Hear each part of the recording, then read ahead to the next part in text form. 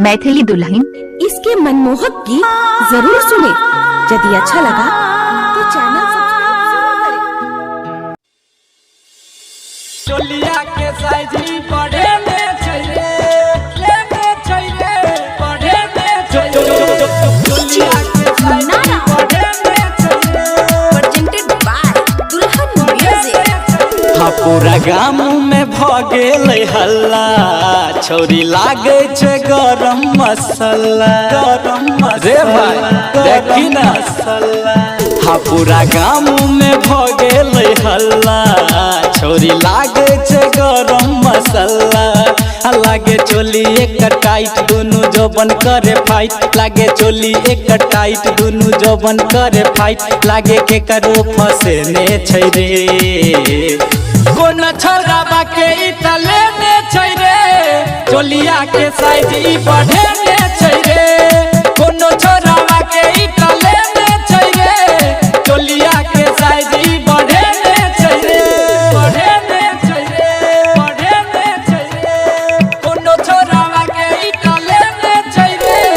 DJ मुन्नारा बढ़े ने छै रे, झिटकी बाजार बढ़े ने छै रे। मार के घूमै छै रहिया में इतर, बुझे छै अपना के सबसे पवित्र। जाने छियै एकर सबटा करम रे, हमरा के फूल एकरा लहंगा के भीतर, लहंगा के भीतर, लहंगा रे भाई। मार के घूमै छै रहिया में इतर, बुझे छै अपना के सबसे पवित्र। जाने छियै एकर सबटा करम रे, हमरा के फूल एकरा लहंगा के भीतर, लहंगा के भीतर। छोरा भ गेलै बेहाल एकर देख के गोरे गाल, छोरा भ गेलै बेहाल एकर देख के गोरे गाल। लागे पहिले अजमेने छै रे, कोन छोरा बाके इतले ने छै रे। चोलिया के साइज बढ़े ने छै रे, कोनो छोरा बाके इतले ने छै रे। चोलिया के साइज बढ़े ने छै रे, बढ़े ने छै रे, बढ़े ने छै रे। कोनो छोरा बाके इतले ने छै रे। डीजे मुन्नारा बढ़े ने छै रे, झिटकी बाजार बढ़े ने छै रे।